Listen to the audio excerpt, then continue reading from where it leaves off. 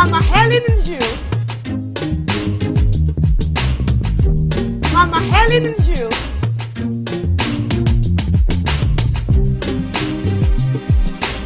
Mama Helen and you. Mama Helen and you. To remain physically fit, it's a very noble cause. Ladies strive to do everything necessary so they can fit into those beautiful clothes they used to wear when they were in their teens. Even men need heat as well. So, in America, Europe, anywhere around the world, the slogan is keeping fit. So, on Mama Helen and you today, we're actually going to be dwelling on how to keep fit and at the same time remain healthy. You do not want to miss it at all. Welcome to Mama Helen and you, all the way from Warri, Nigeria today.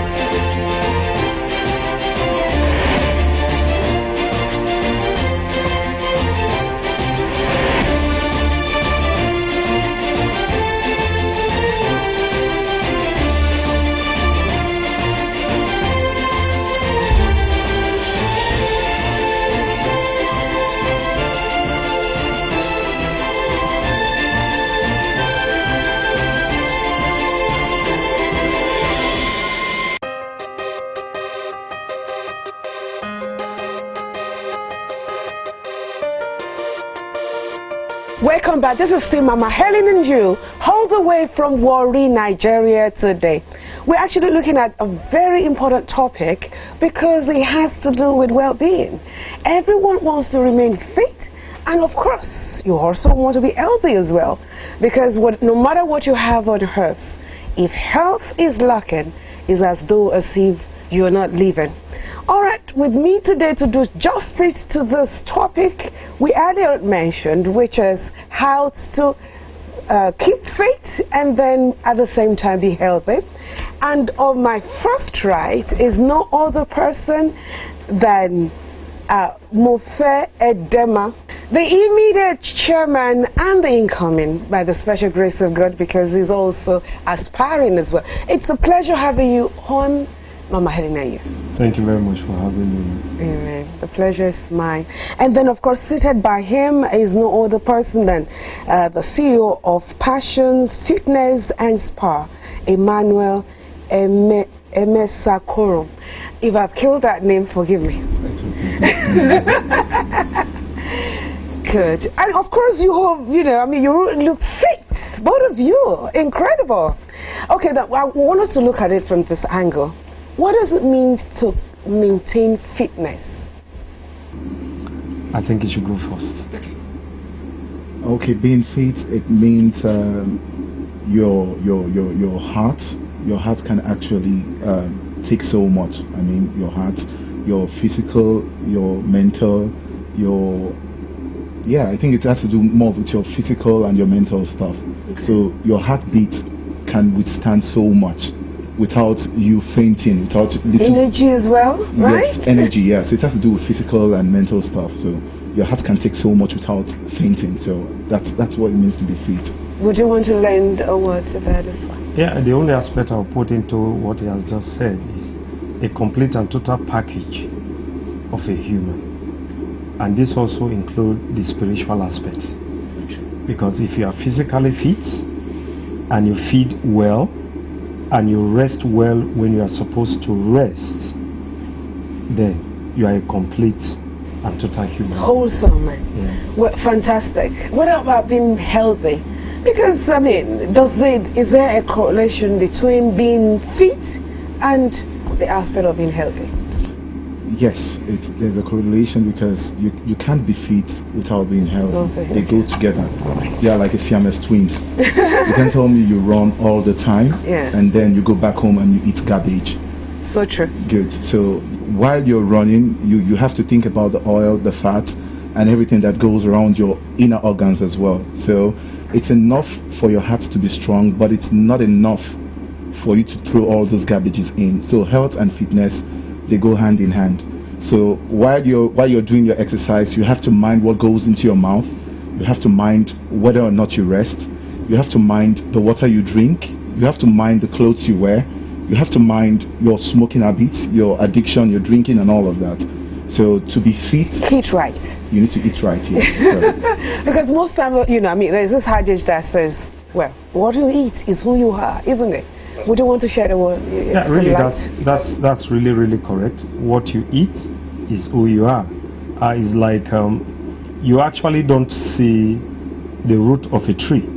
What you see is the branches and all the other substance. Those are not the things that actually sustain the tree. What sustains a tree is the root. And the root is what we are talking about here now. If you want to live long, you must fulfill certain factors. You know God, then you come to the physical aspect, which is well-being. So what are those things that you actually drop into your system every day? And what is your lifestyle like? How are you living your life? What kind of job do you do? And the nature of job you do, what time do you take out of the job? Because there are ways you exercise. Yes, Africans, you know, I mean, we all know this. Africans don't know how to, you know, put a stop to something and say, I need a rest. I need some level of rest. I mean, what seems to be the problem? Because you said in the developed countries, you know, you notice that they have their holiday vacation period. They know they have to rest. Sometimes they take some times out, maybe within 3 months and all that. They go to Caribbeans, they go to do this and that. But when Africans travel abroad, it is more or less like for sightseeing or to see some beautiful places and so on and so forth. What seems to be the problem with us really in this area? I don't think this aspect you're talking about is actually not part of our culture. We do not know how to rest. Yes, we don't. We want to work from January to December. And sometimes the problem around us here make us want to save money for other things and neglect some of the key things that can actually prolong life. Take for example, in this country today we have the issue of energy, no light and what have you. But if you travel out of this nation, there are some countries you go to, the light does not blink. And so you sleep very, very well. And when you sleep well, you rest well, the entire body rests very well. That was why God created sleep. For the body to recoup that which you've done to it in the daytime. But we are not used to it. Do you blame us that much? Yeah, so we just walk until we drop. Walking till we drop. You know, like, take for example the issue of exercise that you're talking about is not something we are used to. But today, Nigerians are actually rising up to the situation. Before, we don't care what we eat, but with wealth, with status change and what have you, we are getting much more involved in things our forefathers did not indulge in. So true, so true. So what you are seeing today, the outcome of what you are seeing today health-wise is quite different from what it used to be. An old man in the village or in Warri here before will ride his bicycle from Ubuangwe to Odion Road. That is physical exercise. So true. But now, you get into an AC car, you get into an AC office, you are doing a sedentary job throughout the day, you come back, you are getting into the same car, you are driving straight home, and you want a quick one, so you are rushing into Old Trees or Mr. Biggs, and you are getting those junks there. You can also get into such places and get healthy food. So it's your choice. It is your choice. It is your choice. So why is it then, if we know that you can either eat healthy or the other way around, and yet people want to be able to, look fit, they want to feel that they're very healthy, and they dwell on certain food. So the question here is, why is it that people choose the path of obesity? From this part of the world, African men, let's start from this point. African men are known to like plump women, big women, chubby women. I was having a conversation with someone last weekend, a woman, and I was telling her how, well, it's good to be curvaceous, it's good to be hippie and all of that, but you should know the whole of your weight dwells on just your knees. The whole body and everything is dwelling on the knee. The knee is fragile. So when you're complaining of the knee issues, you should also watch what you eat. If it tastes good on your lips, then it's going to hurt your hips. So it's a matter of choice. We are Africans, these are Nigerian staple foods. Okay, the English is a borrowed language, right? We borrowed the English, we borrowed some of our clothes we wear as well. So why don't we borrow the food part? Why don't we borrow the rest part? Why don't we borrow other part? Nigerians just want something, Africans in general, they just want something they're okay with. But even in the US, if I may say, you even have more of the obese than in Africa. In fact, majorly, because I mean, a lot of them, you have fast food everywhere, everything has to be within 2-3 minutes, and they're out on the road. And so you have someone who is all over the place.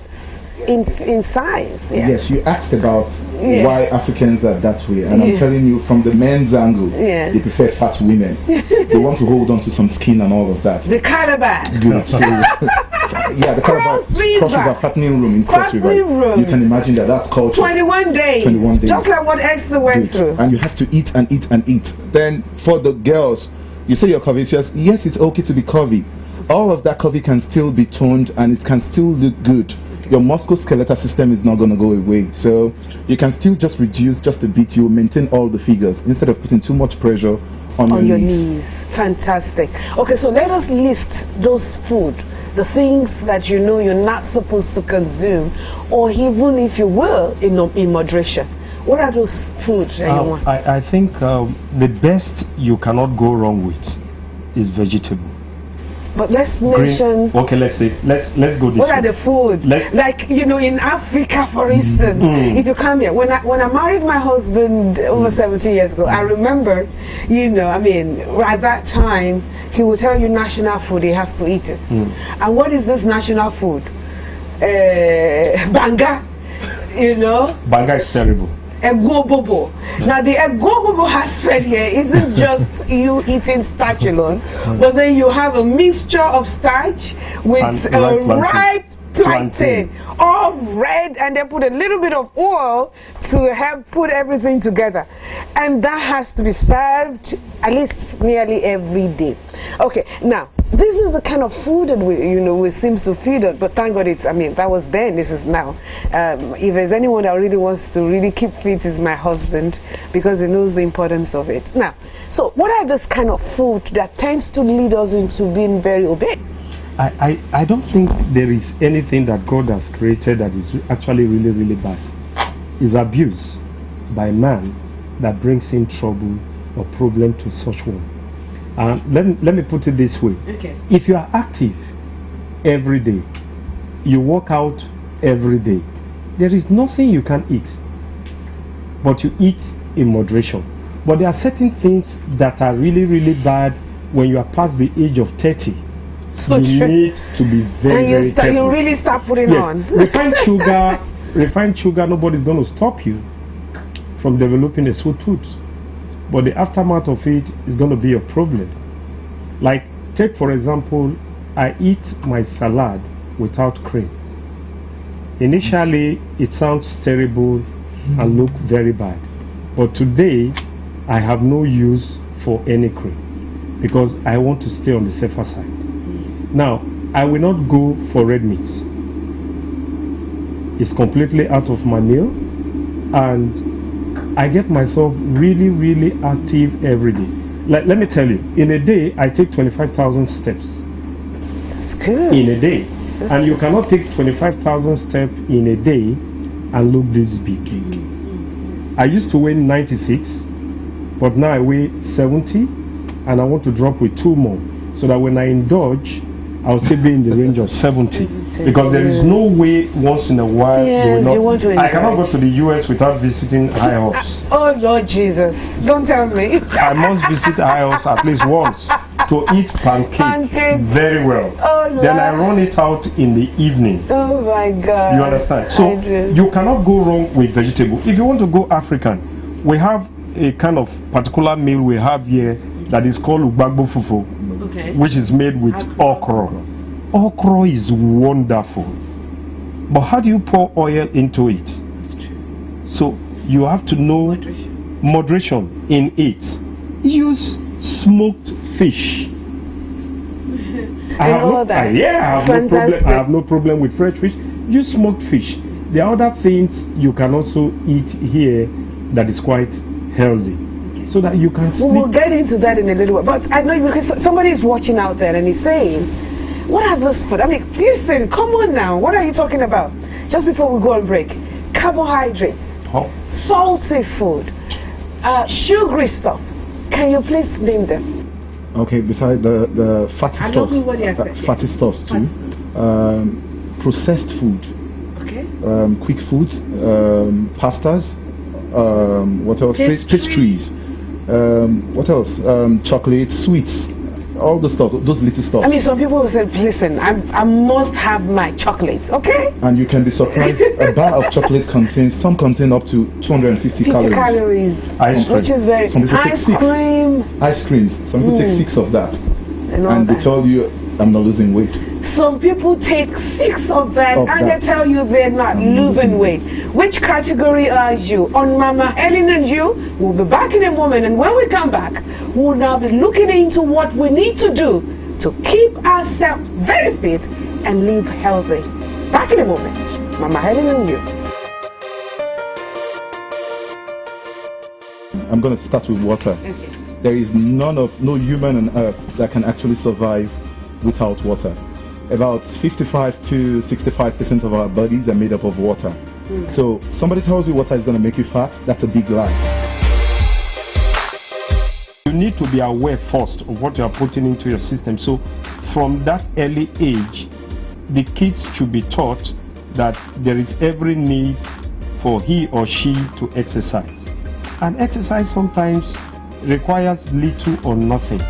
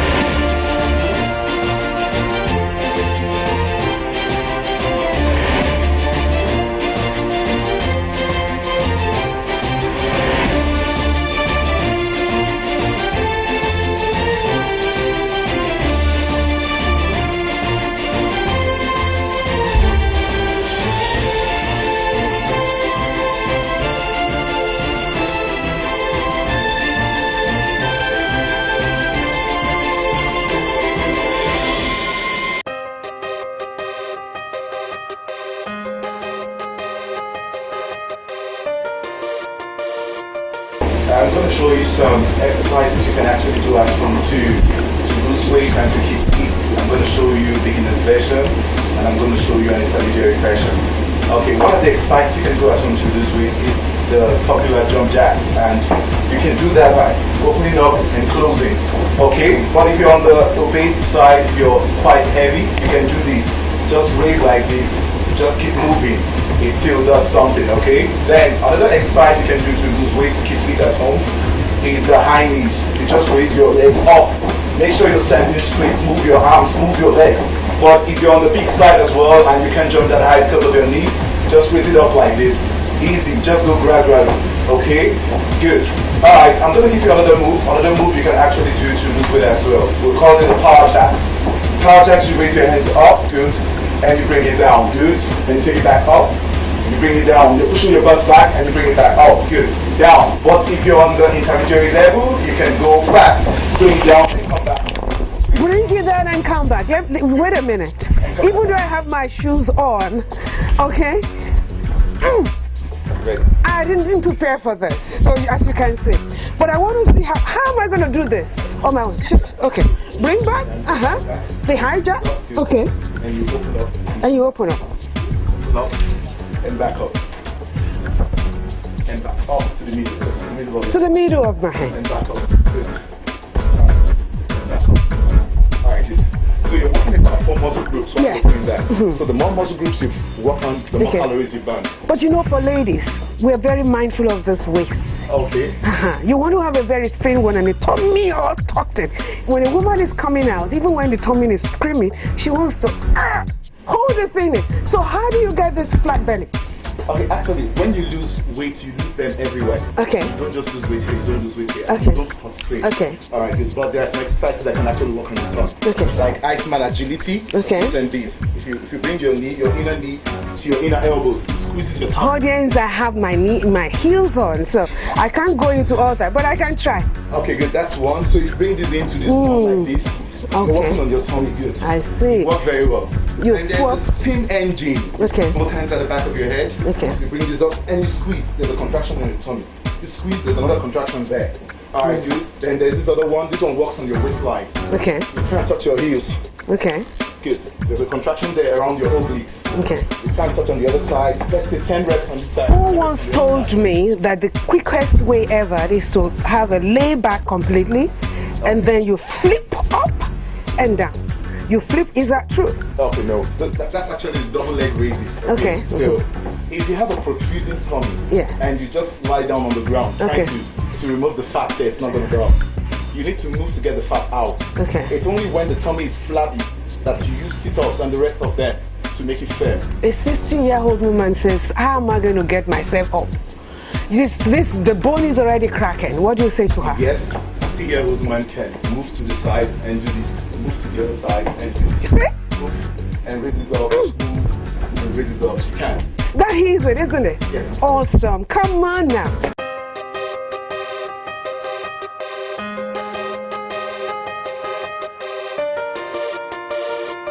So, I mean, obviously, with all what we've just been through, and by the way, if you're just watching, it is still Mama Helen and you all the way from Warri, Nigeria, and we've actually witnessed the gentleman right here showing us some of the moves on what we need to do to keep ourselves fit and losing weight as well, isn't it? So then, I mean, when you've gone through these exercises and all that, what are the things you now need to do in order to, because some people say, oh, you do not want to drink water, you need water, or maybe you then, after you're done doing, you know, going through this, and then you open up with a big amala, or pounded yam, starch, eba. And you said, well, that will promote energy. What do you have to say concerning that? You mentioned something about water. I'm going to start with water. Okay. There is no human on earth that can actually survive without water. About 55 to 65% of our bodies are made up of water. So somebody tells you water is going to make you fat, that's a big lie. Water is never going to make you fat. So after your fitness and all of that. But in between meals, if you drink water, don't you think it's going to help? Water gives you temporary, in any way to digest? It gives you temporary weight gain, but that goes away when you start to sweat if the food gets mixed up with the whilst you're eating? Because most times... No, it's not going to do anything. The only thing that would make water stay in your system is salt. For every 1 gram of salt you take, you retain 5 grams of water. So you should limit the way you take salt. If not, it's going to make you feel bloated. Salt? Salt, yes. It isn't water? No, it's not water, it's salt. Wow. Okay, well, we've shown, you know, he's been able to show us for the... for beginners or what have you. But then you also want to look at our children as well. How do you keep our children living right, health-wise? You know, because we're still going to talk about the spiritual aspect, but there is an aspect, because you see, as parents, many times we tend to indulge our children. They say, oh, mommy, I want sweet. Mommy, cake. Mommy, ice cream. Oh, well, at least if I give them, they're going to let me be. You know, at least I can seize the moment to enjoy. So, what do we do? Show the child the way she should go, and when the child gets old, the child will not depart from it. First, you must be conscious of what you want for yourself, for you to be able to impact other people. So, if you, as the head of the home, does not know what you want for yourself, it might be difficult for you to impact those that the Lord has kept under you. But you see, the parents also still need to do a lot of work. And that is not to deprive these young ones for that which they are supposed to have for now, because they are still kids. But there must be moderation. Yeah, because someone says, oh, we can easily burn it off. No. But what about them becoming an habit where they now have difficulty letting go? I think that's the upside you're trying to talk about. Yes, today every home you see Indomie. Sorry, I have to call names. Then I have to take that back. But every home, you see something that looks like what I've just mentioned. And the kids want it because it's quicker. The kids want it because of the advert incentives that are in those things. We need not encourage them. You need to tell them why. What would be the alternative then to such meals? Teach them how to eat vegetable. Teach them also how to space their meal. You are not supposed to eat in between meals. In between? Yes, you are supposed to, from one meal to the next one, is supposed to take at least 3 to 4 hours. But today, if you leave a gathering and you are going to another gathering and there is club sandwich, you are ready to go. Yes, you are ready to go, because one, you are not conscious of what you are putting into your system. You need to be aware first of what you are putting into your system. So from that early age, the kids should be taught that there is every need for he or she to exercise. What about siesta? If it comes, you catch a nap, fine. But don't just eat and sleep every day. There are some people, they don't go anywhere, they just sleep every day. Siesta, they observe their siesta every day. They're definitely going to get fat. You're not active, you're not burning calories. The spiritual one is very important, but the physical one availeth little. And anything the word of God says is little, be very, very careful. That means that thing is highly significant.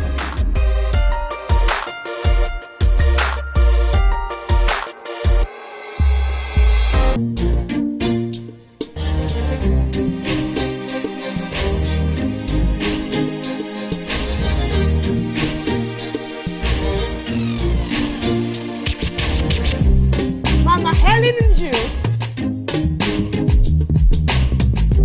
Mama Helen and you.